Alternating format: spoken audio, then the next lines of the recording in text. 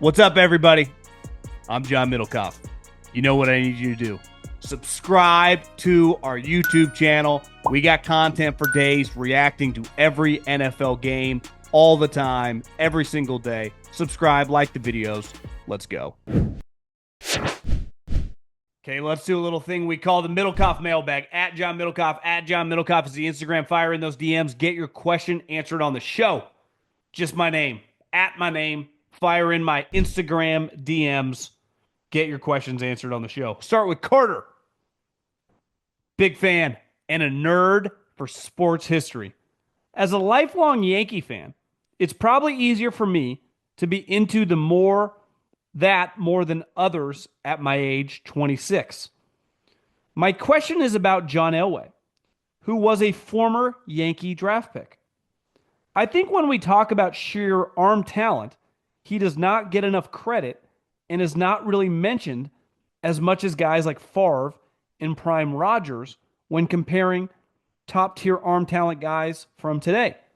Allen, Herbert, Mahomes. Do you agree? And if not, why? Yeah, I mean, I would put Elway. I would throw Marino as well. Just YouTube Elway Marino mid-80s Broncos and the Miami Dolphins. It's like watch some Elway in the late to mid-80s. Watch Dan Marino. Type in Dan Marino Miami Dolphins against the 49ers in the Super Bowl in I think 1985 and just watch his first drive. I mean, those guys have howitzers. Uh, those guys' pure arm talent were as good as anyone that's ever played football. Both those two guys.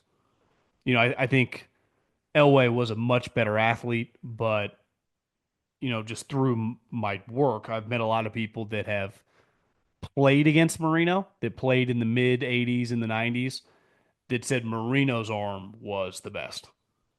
Obviously, John had a great arm as well. So, I mean, yeah, these guys are all-time great arm guys. For the mailbag, last week you said something about players playing in the offseason. You were saying that players get paid for the regular season, then the offseason is for them to cement their legacy. Obviously, they get some compensation for their playoff games, but not to the level that their contracts are for. My question is, do the playoffs help determine contracts in the future? And how much of the fact do they play?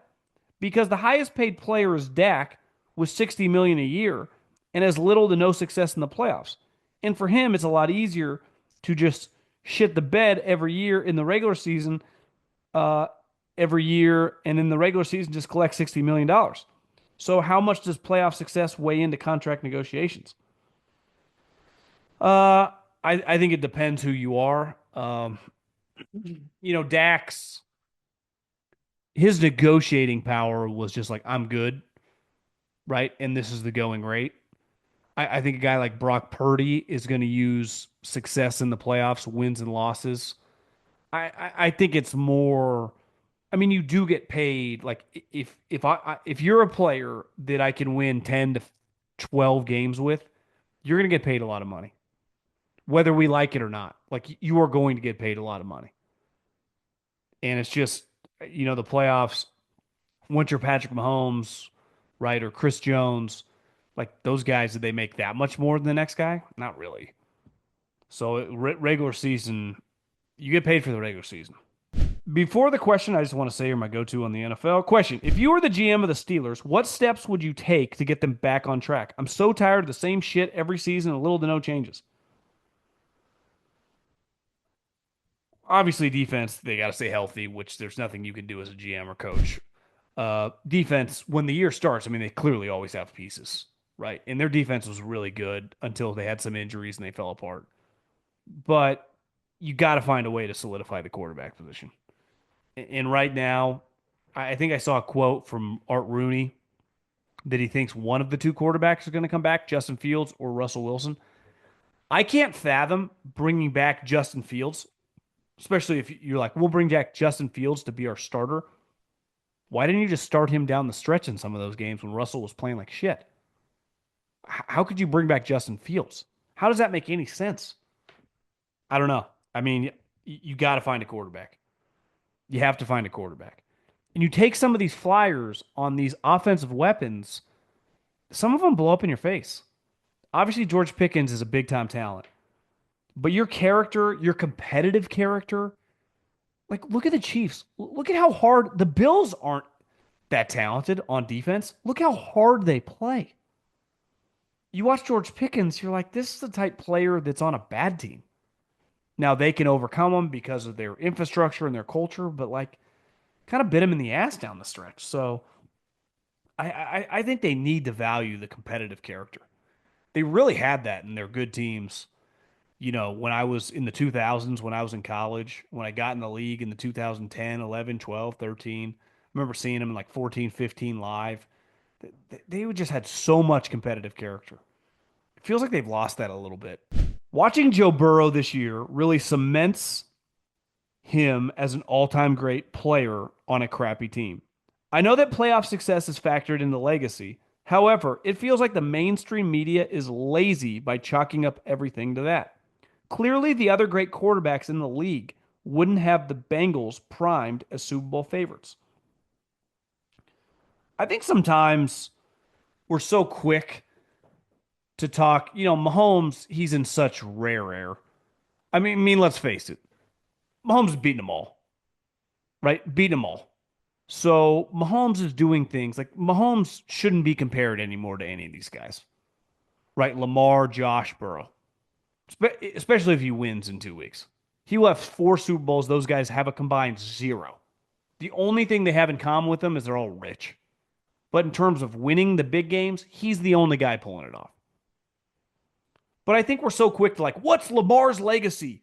What is Joe Burrow's legacy? What is going to define Joe Burrow? It's like, guys, he's 28 years old. He just turned 28 years old. So if he can stay healthy, he should have minimum. I'm going to be conservative, like 6, 7 good ash years of his prime left.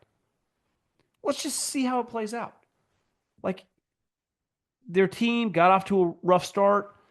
They should be better next year. Get some draft picks. They missed the playoffs, draft a little bit higher, make some moves. Let's just take a deep breath. Eventually, Mahomes is not going to win a Super Bowl. Eventually, that's going to happen. We're just not even be in the Super Bowl. I thought it was going to be this year. Clearly wrong. I just bet on the odds because hell, Brady, it happened to everybody. Eventually, one of these other cats is going to be in that game. Again, Burrow's the last one. But like, and when that happens, can they win it? But I think we're so quick legacy. Like Joe Burrow's a stud. Joe Burrow is a baller. But to try to like make some like I don't even know how to describe it. We're just it's kind of the first take culture. Like, let's just we got some time here. He's a badass. He was unreal this year. Unreal. His coach and his defense let them down. But like John Elway, Dan Marino, Aaron Rodgers, like guys, Peyton Manning, guys have a weird season. It happens. Still play well. I'm a lifelong Charger fan in Newport Beach and have been since the San Diego days. While our franchise has a rocky reputation, I feel that we finally are ready to contend consistently with Jim. Given that we have to play Mahomes and Reed twice a year, as well as the other competition in the AFC West, where we pop like the Lions this year or like the 2017 Eagles seems like our only shot to win a title. What do you think the best course of action for the Chargers this offseason would be to obtain a roster where that is a possibility? Obviously, our defense was great last year, but they lacked a great pass rusher down the stretch. With Mack and Bosa getting older and a weak free agency and draft D line class, it seems unlikely that they fill that hole. I think the one thing with Harbaugh is because he put such an emphasis on who his defensive coordinator is, he's always been able to manipulate the defense. Obviously, when he has great players, he dominates. But even this year, like Khalil was old, Bosa was in and out of the lineup. Derwin, you could blame Brandon Staley, but it felt like is Derwin still a top end player? And then it was like, God, this team's really, really good on defense. It is an offensive league. Obviously, you got to play defense to win the playoffs. We know that. It's a problem with the Bills. Like they got to get better on defense. Look at the Eagles. I mean, they had the best defense in the league. Look at the Chiefs now, how good they've been on defense for 4 or 5 years. But you need your offense to score points. And if Lad McConkey's your best weapon, you got problems. I think the key to the Chargers this offseason, find a tight end or a wide receiver who can be an impact play guy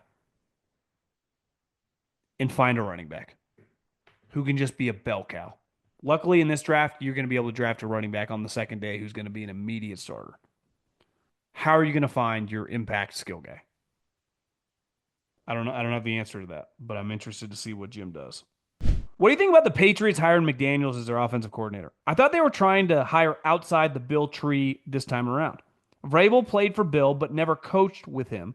Curious your thoughts on the hire and maybe what he could scheme for Drake that's different from what he schemed for Tom. That's a good question. We talked about this, I think, last week. Uh, I don't think Vrabel at this point in time of his career would hire anybody he doesn't want to hire. But you can't tell me that this hire wasn't influenced by the Crafts. Twofold. They obviously really like Josh. Josh is kind of cheap. Why? Because Mark Davis is still paying him. And I think one knock on the Crafts is like they're kind of cheap. So, like, was this Kraft forcing this on Vrabel and he was just cool with it? I think they always wanted somewhat of a mobile quarterback.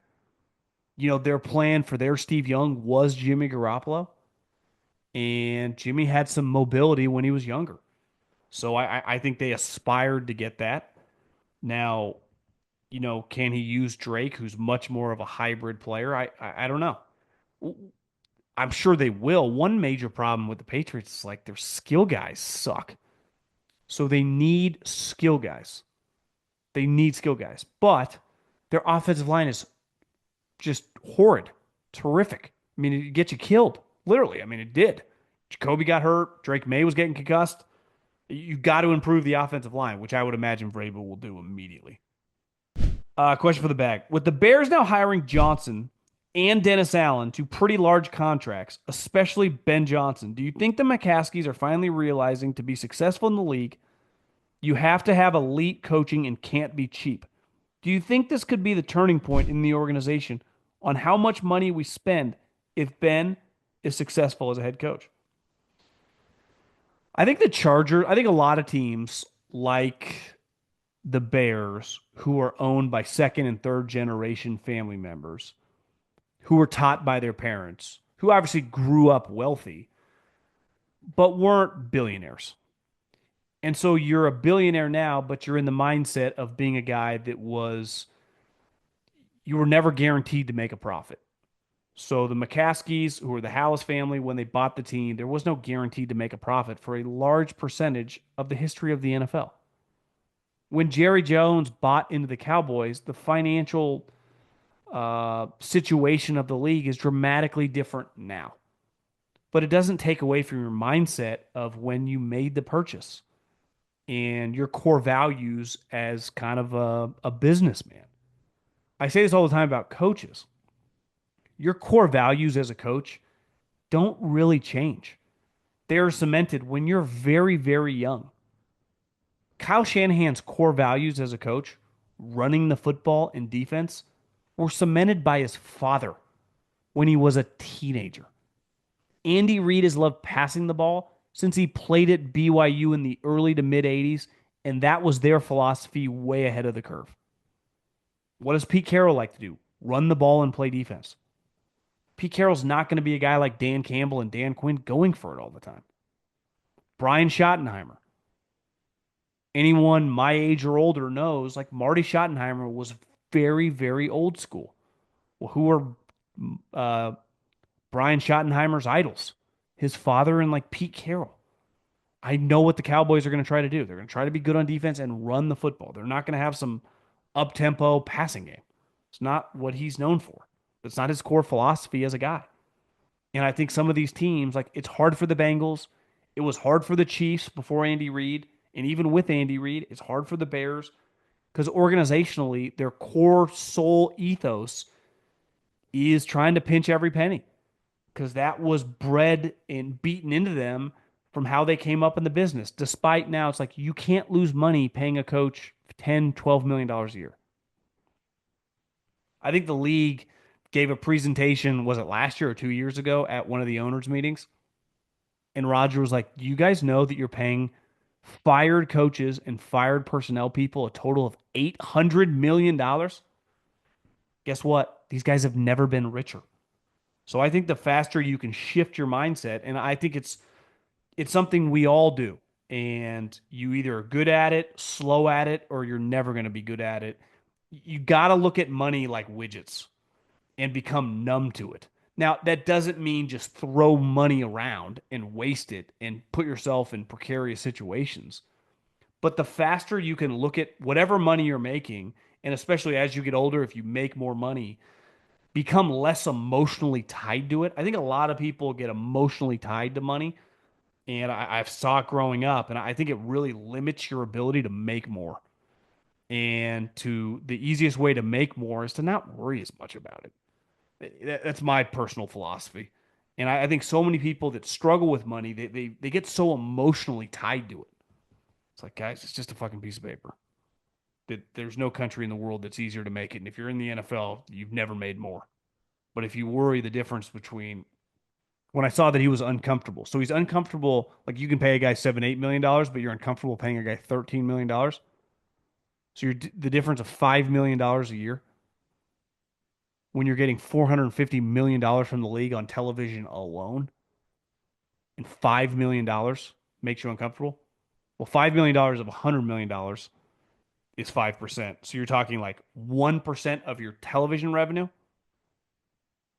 is making you uncomfortable. How are you going to be successful when that's the case? Like, think about the numbers we're talking. Now, if it's 50% of your revenue, totally understand. Like, this is a big risk. You're talking tiny amounts of money. Uh, this is for the mailbag. I'm personally tired of talking heads glazing Kyle Shanahan and his offense. Had underperformance in every Super Bowl except the Falcons one, and they blow a 28-3 because he was unable to have good clock management. I will defend Kyle here. He's not in charge of clock management as a coordinator. That Super Bowl's on Dan Quinn. He's the head coach.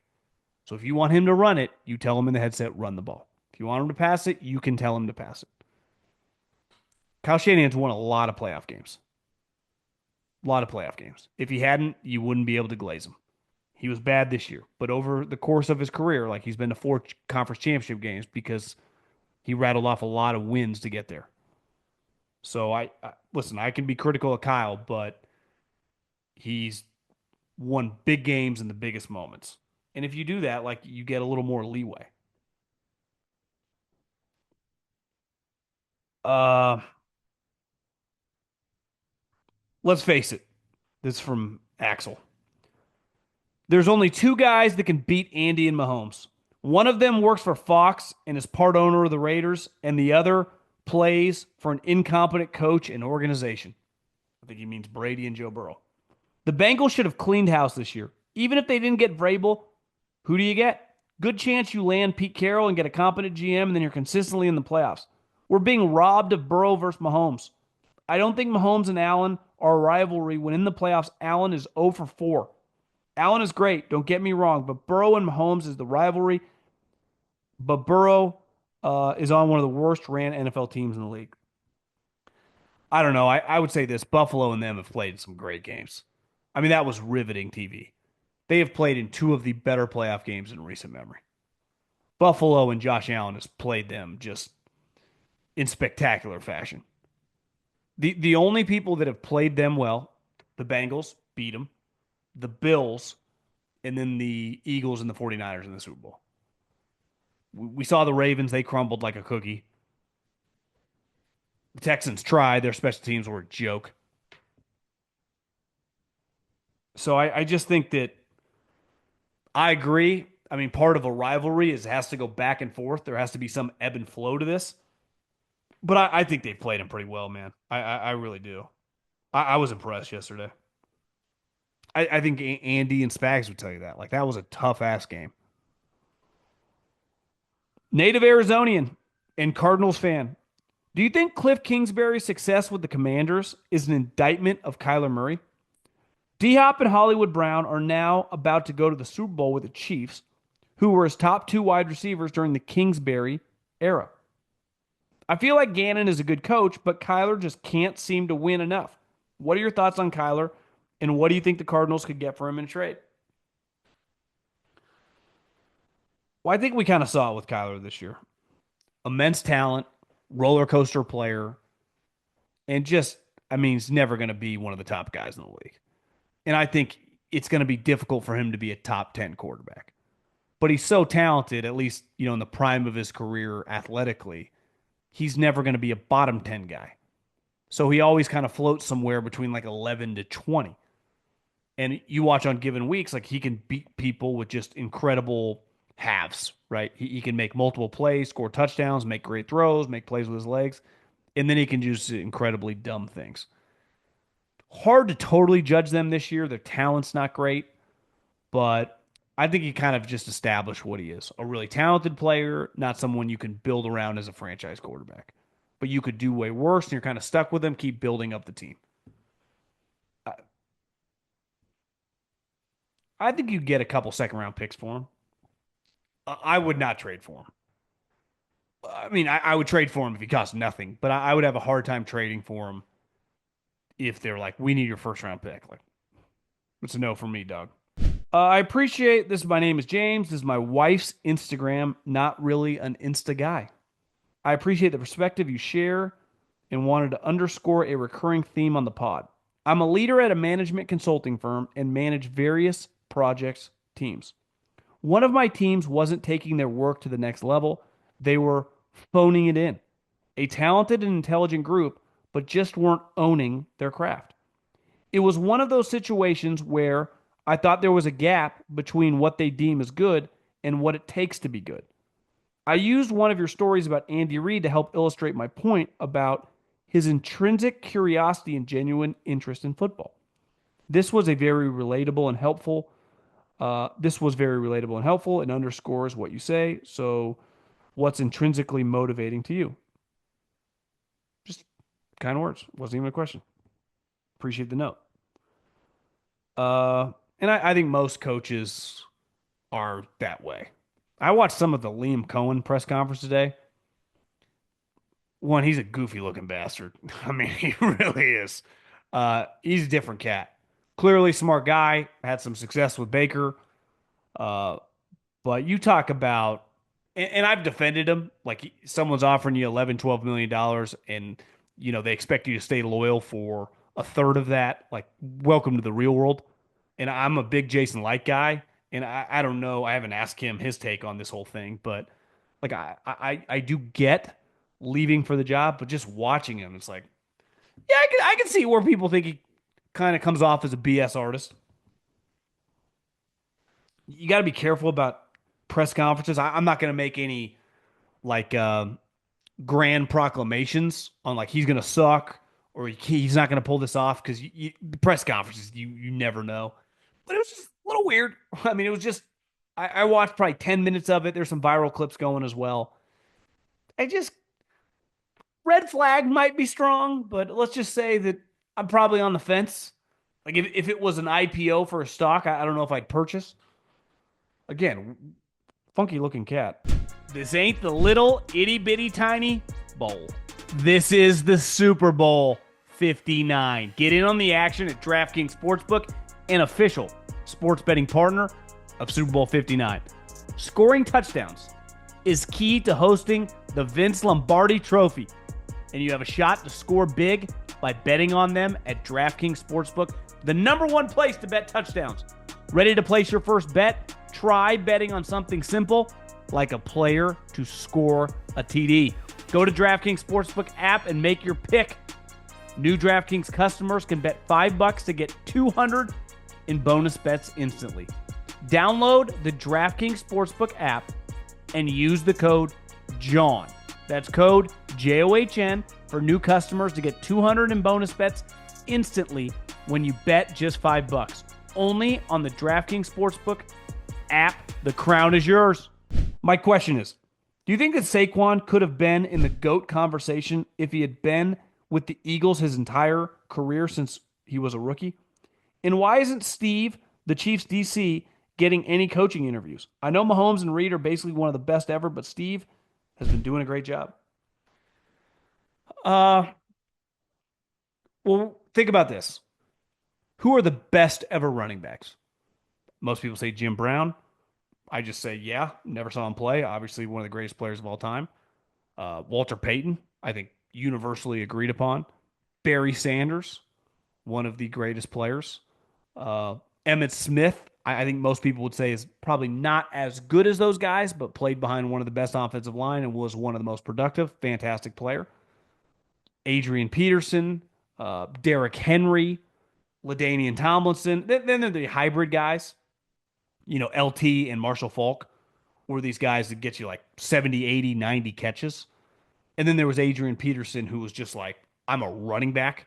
I always thought it was weird. Adrian Peterson was not good in pass protection. It's like, motherfucker, you're huge. You should destroy linebackers, but it just wasn't his cup of tea. Catching was not his cup of tea. You hand him that ball and just let him rip. And there's somewhat of an element to Derrick Henry. Uh, Derrick Henry feels like a much more likable guy than Adrian Peterson. I think I would rather, both in their prime, I'd take Derrick Henry. Just feels like I'd rather be around Derrick Henry. Uh, I would say Saquon, you don't go two overall in the draft if you aren't just a complete freak show at running back. You know, people forget, like, Zeke obviously has not been good for a while. He was unreal when he was young. And Zeke, unlike Adrian Peterson, elite in pass pro and could catch the ball, was a all-around back.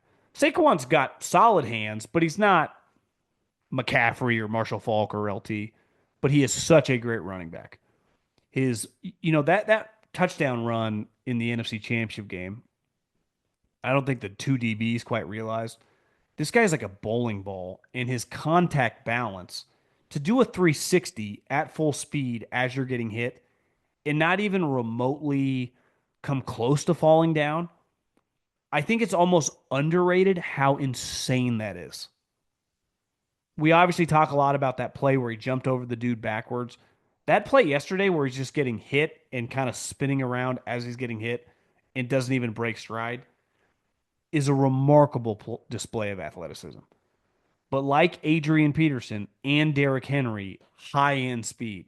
If he gets in the open field, he's gone. So he's just the ultimate home run hitter who is just a great between the tackles running back. So he could have been a Hall of Famer for sure. I wouldn't say it's too late. It's difficult when you just waste the first. I mean, what year did he come in the league? It's just going to be hard, and he's already got some tread on the tires because he's been hurt. Is this his fifth season or his sixth season? So 18, 19, 20, 21, 22, 23. Yeah, he's been in the league a while. I don't know if he would have been the GOAT, but I think we would have talked about him like a Hall of Famer for sure. I don't even know who the GOAT running back is. He would be in the discussion, I think, of a guy that ran for potentially a couple 2,000 yard seasons, a ton of like 15, 1,700 yard seasons. Kind of underrated in 22. He ran for 1,300 yards with the Giants. Honestly, his rookie season, he ran for 1,300 yards and 11 touchdowns. He's a stud, man. And just an all around great guy. People love that guy. Love that guy. With Pete Carroll joining the Raiders, it's clear the AFC West has the most impressive head coaches in the league. How do you rank the coaches in that division? And which team do you think can challenge the Chiefs? Well, it's Andy Reid one, cemented. I would I'd probably go Jim Harbaugh 2A, Sean Payton 2B, and Pete Carroll 3. Pete Carroll the last couple years in Seattle, defense was pretty shitty, and he's a defensive guru. Like it didn't go. He got fired for a reason. Now, relative to a lot of guys in the league, they would sell their left nut to have that happen to him. But Pete, the way it ended wasn't offense. Gino on the offense was his defense was terrible. But relative to what the Raiders were taking over, big upgrade. Big fan of the show. What's the deal with all world players? I've been watching the NFL pretty consistently for quite a few years. All of a sudden, it seems like the announcers and podcasters are using the word all world to describe some players. How did they get this title? Why did we need another level from all pro? The U.S. is the only country that plays football at this level. So the world part seems kind of redundant. Thanks and keep doing your thing. Shout out to the morning crew at ABC 27 in Harrisburg. I know they're listening. Appreciate you, boys. I don't know. It's always been a pet peeve of me. Whoever wins the Super Bowl, like Patrick Mahomes, you give him the Lombardi. You give, you make Chris Jones the Super Bowl MVP. You get Andy Reid. We're the world champs. And listen, Howie said this before. World champs. No, you're the NFL champs. America. A couple international players. Only one I can think of that's any good is Mailata. But this is not world champs. We're NFL champs. It's American sport. No matter how much we want to go to England, Germany, eat some brats, play in fucking Brazil, some druggies and hookers walking. Like let's be real. American, NFL, not world. I hate that. World champs. In baseball, if you want to say world champs, like, yeah, it's a world game. Basketball, kinda. I mean, it's a world game, but sports played here. But if those people want to say it, way more there's way more, I guess, merit to that statement in the NBA and in Major League Baseball, in hockey as well, than in football. It's like Saquon Barkley went to Penn State, grew up in Pennsylvania, born in Brooklyn. Christian McCaffrey, born in Denver, right? Jalen Hurts went to Bama in Oklahoma, grew up in Texas. Lane Johnson, world champs. Love the show. That said, what the fuck happened with the officiating in today's championship games? Two huge game-changing calls. Holding by Eagles on the wide receiver Brown first down throw with little time left in the first half. The Josh Allen fourth down sneak, clearly a first down even after the replay. I get that the ball doesn't lie in most instances, but these are huge momentum shifts in the game and calls that I can't help but think are rigged. I've been saying this forever. And listen, if it's your team or you have money on the game, I've experienced that pain and anguish and anger and disgust. But officiating or officials and referees in all these sports, specifically football, college and pro, are no different than government officials. It's the only place where you can be consistently incompetent and keep your job. Players, coaches, podcasters, I'd go out of business. So you see these calls that you disagree with. I do believe, and I know people were adamant that the above angle, I think the Josh Allen thing was kind of close. And once they don't call it on the field, like I don't have a problem with them not overturning it. Eagles scored 55 points. There is no call in the Eagles game that I'm going to let people argue about. The Bills, I get that a little bit. I would say this if I was a Bills fan. How do we keep running? And I get it because last week it was working against a great run defense in Baltimore. If you are consistently calling a play, even as basic and simple, and I mean, I would say the quarterback sneak is one of the most basic plays in the history of football, right? The kneel down, the quarterback sneak, the spike. The difference is like the kneel down, the spike, like it's borderline impossible to screw up if you just get the center quarterback exchange correct, right? The quarterback sneak, you do need penetration. And depending on your guard and center and your quarterback, like, do you have enough strength to push their defensive line back? Who's playing defensive tackle for them? It was not working. That play was not working. The only time it worked is when he jumped over the line of scrimmage and jumped over all their defensive linemen. Drew Brees used to do that a lot. Drew Brees used to do that on the goal line. So the moment you cross the line of scrimmage, right, the goal line, it's a touchdown. So even if you score and they hit the ball out, 6 points go on the board. Well, in a play like that in the middle of the field, if they hit the ball out of your hands, it's a fumble, and he literally fumbled. But he had to do it because he wasn't gaining any penetration because he stands up so high. You hear this a lot with coaches, pad level, pad level, pad level. His pad level on that quarterback sneak is pretty high, and he's a tall guy. It's a terrible play. How do they not run some other plays? Look at the short yardage plays Andy Reid was running. He got Mahomes on the run. He ran some basic flat routes. Look at what they do with Jaden Daniels. Shotgun, get him moving. Why? Because his athleticism is a separating attribute. Yet with Josh Allen, and listen, he's one of the stronger, more powerful quarterbacks ever, but the play was not working. And they just kept going back to the well. Like, eventually, guys, there's no water in this well. We're going to have to go to another well. And Joe Brady, I don't know if it was lack of experience. I don't know if he didn't feel comfortable in any other plays. I don't know if it's Sean McDermott forced him to call that play. I don't know if it's Josh Allen demanding it. That was a disaster. Unless there's a big drop catch in the Super Bowl, which drop catch was bigger this playoffs? Andrews or McCade? Not McCade. What Dalton Kincaid. Well, they both ended the games, right? Because neither team got the ball back. Uh, that's a good question. I think Andrews' catch was easier. I think it's fair to say they were obviously Andrews was catchable. Kincaid's was catchable as well. That's a good question. I I would say you'd have to go with Buffalo because he catches that ball. I mean, who knows? Maybe they score a touchdown. I'm trying to go back. So it's Buffalo. 2 minutes left, 4th and 5. You're down three. He catches that ball. I'd go Buffalo. I'd go. That's a 1A, 1B situation. In the pros, obviously some catches are clearly much more difficult than others. And the old adage of like, you touch it, you clutch it. Obviously, some balls that hit you in stride are different than ones that you have to go up in high point in traffic.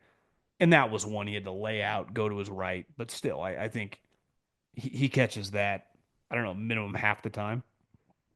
A former first round pick. Question for the mailbag. Lifelong depressed Bills fan. While we were outclassed when it mattered most, why doesn't the NFL have a chip in the ball? So many of these big games are determined by some 55-year-old 30 yards away from the ball, trying to place the ball from an angle they saw. Surely the richest league in the world could put a chip in each tip of the ball and have more of a precise system. You could even test the technology on the goal line.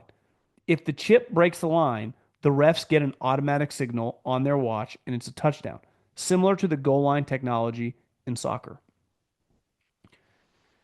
Yeah, I mean, I can't, Belichick always butted heads with these guys over this super, super expensive league that's making all this money, and guys would be cheap about putting certain cameras in certain places. So I think you always battle. This gets back to the McCaskies. Some of these franchises that, treat money like it's not going to come back. And that if we spend, I mean, think about how many teams in the NFL don't even buy the most expensive field turf. They buy a field turf that costs $500,000 instead of the one that costs $1 million. These are billion-dollar franchises. They're spending $250 million on the employees for that turf, right? That's the players, and they go cheap. So I just think it's hard to convince some of these people to agree. It just is. And until stuff impacts you, like obviously if you're Buffalo, you're going to push for that. I would imagine the Chiefs would be cool with pushing for that. I don't know, man. Because how could anyone tell in the pile? No one knows. I mean, the visual of the one official on the bottom inside the line and the official on the top on the other side of the white line. It's like neither of these guys have a fucking clue. It's an educated guess. I wouldn't get your hopes up for it though. If you swap Mahomes and Allen, so Mahomes is on the Bills, Allen is on the Chiefs, what do you think their careers look like? Does Allen have a couple more Super Bowls? Does Mahomes have any? I would say Allen can be a little more reckless than Patrick. Patrick has really kind of come into his own. Like he played this season, even parts of last season, turned into a Tom Brady, Peyton Manning. Like, okay, today I'm going to manage the game. And Josh is less likely to do that. He's got a little more Farvian to him, which, listen, Andy likes. And Patrick used to have a lot of that to him. He's just kind of changed as he's gotten older. I mean, Josh still plays a lot. He's a more accurate passer now, but his style is kind of his style. Uh, I think if Patrick had started with the Bills, I don't know. It's impossible to play that game. I do think Josh Allen would have a Super Bowl if he was with Andy Reid. Maybe two. Would they be 5 and 6 years and three straight? I don't know about that. Hard to tell what Mahomes would have been like without Andy. One, he got to sit for a year. Think about that. He got to sit for a year. The other thing with the Bills is like their head coach is a defensive guy. Like Andy and Mahomes kind of hand in hand, you know? They work pretty closely together. Sean McDermott is the head coach. He's not the offensive coordinator or the play caller. We'll end on that one. Appreciate everyone firing in those DMs and look forward to a big, big week of talking some ball.